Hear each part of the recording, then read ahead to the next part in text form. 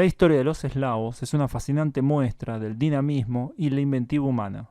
De ser unas tribus en los confines del mundo conocido, paganos, con un idioma común, pasaron a poblar una gran parte del planeta, a adoptar varias religiones o ninguna, y a tener decenas de lenguas. Durante su historia lograron ocupar cada vez más territorios, asimilando o mezclándose con la población local, pero a veces fueron ellos los absorbidos por otras culturas.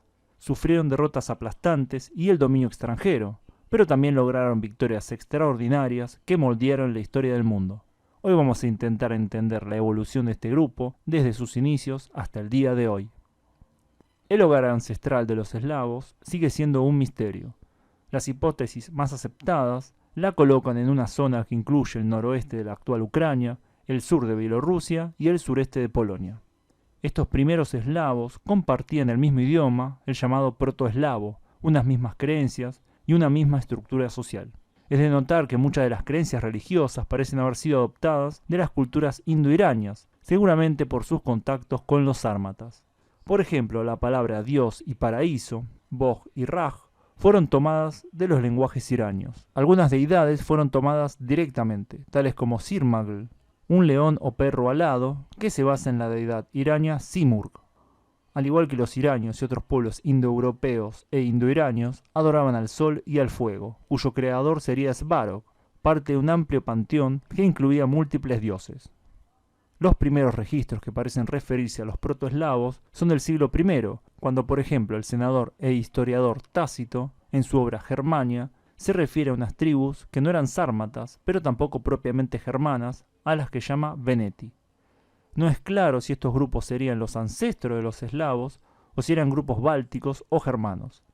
Hay que aclarar que durante siglos los germanos y los eslavos eran muy parecidos, y había grupos que podrían clasificarse como uno u otro, dadas las muchas similitudes que compartían. Pero ya en el siglo VI vemos cómo los eslavos irrumpen en la historia cuando fuentes bizantinas, que se refieren a ellos como Sclavenis y los Antes, dan cuenta de la llegada de contingentes enormes de invasores provenientes del norte de los Cárpatos y de la zona del Mar Negro. Esta expansión eslava es producto de una serie de factores. En primer lugar está el gran movimiento de pueblos causado por la expansión de los hunos, provocando pánico entre muchas tribus germanas que huyeron hacia el oeste. Esto puso presión al Imperio Romano, que terminaría colapsando, producto también de varios factores. Esta debilidad romana y el movimiento de los germanos fue aprovechado por los eslavos, que se expandieron tanto a territorio romano como a las tierras que habían sido germanas. Los eslavos se expandieron en occidente hacia la actual Polonia, la República Checa y Eslovaquia. Hacia el sur ocuparon los Balcanes e incluso llegaron a Asia Menor. Estas tribus eslavas tuvieron distintos destinos. En la actual Polonia lograron organizarse muy bien y fundan el Ducado Polaco y luego el Reino de Polonia. En la actual Chequia se mezclan con los nativos celtas y se occidentalizan cada vez más, siendo esta la zona donde se funda el primer estado eslavo, gobernado no por un eslavo, sino por un franco, el llamado Imperio de Samo. En el sur los eslavos colonizan tanto zonas que habían sido del Imperio Romano de Occidente y también zonas del Imperio Romano de Oriente que había logrado sobrevivir. En el Imperio Occidental migran a Panonia, Iliria y Dalmacia, dando origen a los llamados eslavos del sur o yugoeslavos. Estos se mezclan y progresivamente absorben a la población romana, aunque en distinta medida, siendo la influencia romana más fuerte en los eslovenos y croatas. En el Imperio Oriental, los bosnios, los serbios y los montenegrinos colonizan Dacia. En la región de Tracia también es poblada por eslavos, que se mezclan con invasores asiáticos, dando origen al pueblo búlgaro. Pero los eslavos no lograron asimilar a todos los habitantes de los Balcanes. En el norte de Tracia fueron ellos los asimilados por los habitantes romanos, dando origen al pueblo rumano. Ya más al sur, los eslavos habían colonizado la mayor parte de la actual Grecia, donde con el paso de los siglos fueron asimilados por los nativos griegos.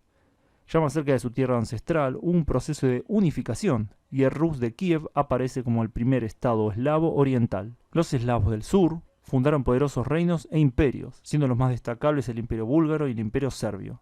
Los bizantinos lograban a veces retomar gran parte de los territorios perdidos, pero con el paso de los siglos se fueron debilitando cada vez más. Con la entrada de los húngaros a Panonia, la continuidad territorial eslava queda debilitada y ya para el siglo XI esta estaba totalmente rota, dado la creciente romanización de la actual Rumania.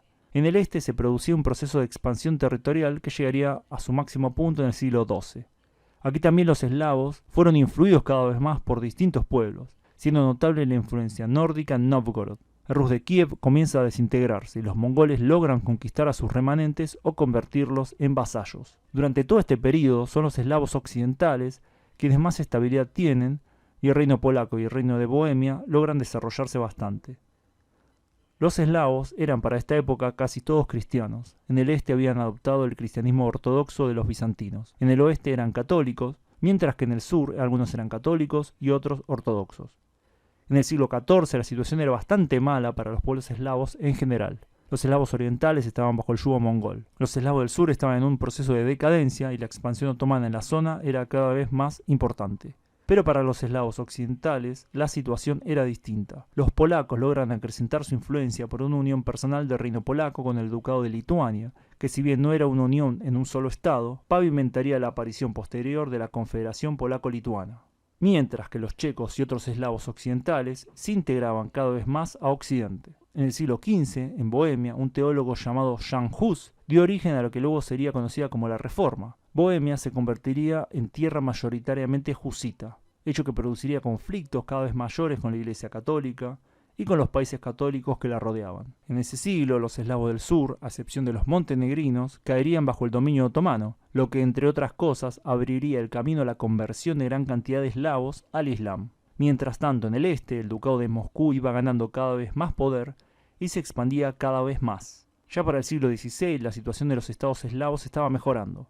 El Principado de Moscú se convertiría en el Zarato ruso, independizándose de los mongoles definitivamente, y comenzando a expandirse hacia el este y al sur principalmente, ya que previamente se había expandido hacia el norte conquistando los pueblos ugro-fineses. En 1569 se establecería la República de las Dos Naciones, o también llamada Mancomunidad Polaco-Lituana, que tenía una población mayoritariamente eslava, tanto católica como ortodoxa. Este país era una de las potencias de la época y pronto entraría en conflicto con el Zarato ruso.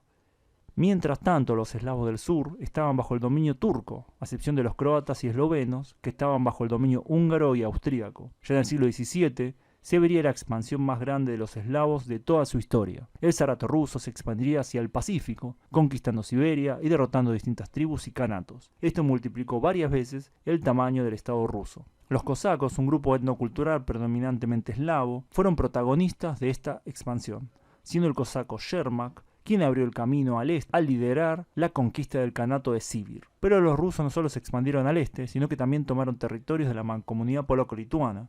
Algunos de estos territorios eran rusos, pero fueron tomados por la mancomunidad cuando el Zarato estaba débil. Otros territorios estaban habitados por cosacos que prefirieron estar bajo la esfera rusa y no bajo la influencia polaco-lituana. Esto estaba relacionado además con la debilidad de este estado, que sufriría fuertemente a mano de los suecos que desolaron a este reino.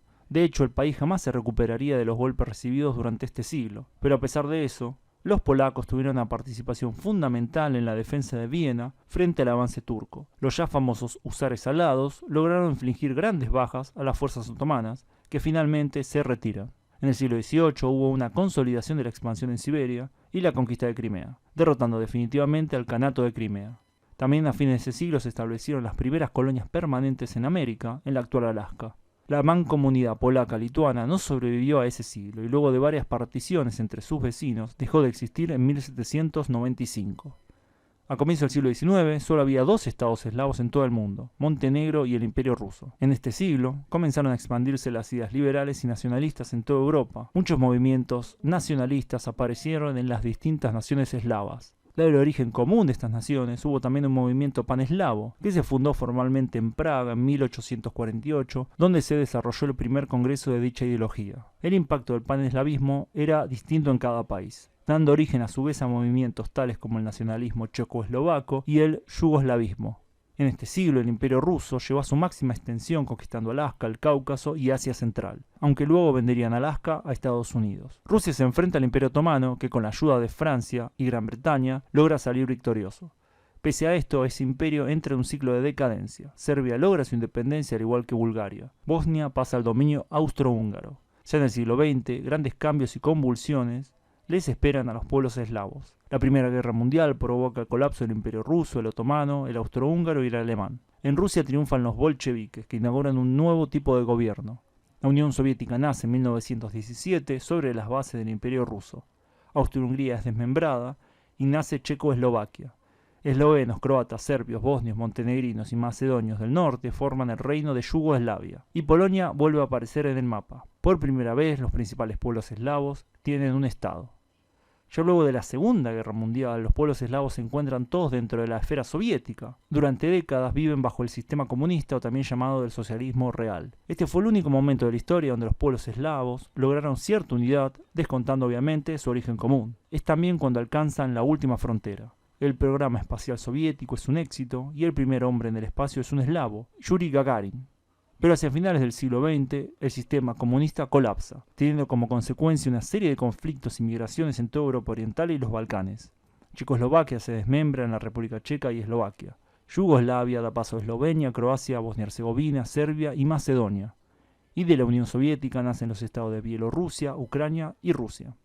En el siglo XXI nace el último estado eslavo hasta la fecha, con la independencia de Montenegro en 2006. Hoy en día se estima que hay 360 millones de personas de origen eslavo. A los que habitan en los países eslavos hay que sumarle los millones que lo hacen en Europa Occidental, donde llegaron mayoritariamente como migrantes económicos. Dada este tipo de migraciones, hay que sumar a Canadá como un país de fuerte influencia eslava, por la gran cantidad de inmigrantes de origen polaco, ucraniano u otros que recibió. También Argentina es hogar de cientos de miles de descendientes de eslavos. Desde su origen no muy claro en Europa Oriental, los eslavos lograron expandirse a lo largo de gran parte del mundo, influyendo a otros pueblos y a su vez recibiendo influencias. Esas primeras tribus eslavas se convirtieron en decenas de pueblos, de los cuales los más grandes consiguieron un estado. Hay eslavos cristianos ortodoxos, católicos, protestantes, islámicos y ateos. Hay eslavos con elementos germánicos, otros más influenciados por los latinos, algunos por los celtas, por los pueblos nómades asiáticos, por los eurofineses y por los pueblos túrquicos. La identidad eslava es compleja y múltiple y nos muestra el largo recorrido que pasaron desde su irrupción en la historia hace casi 2 milenios atrás. Bueno, espero que les haya gustado el video. ¿Cuál es su país eslavo favorito? Comenten debajo. Bueno, gracias a todos por su tiempo y nos vemos pronto en el próximo video. Saludos.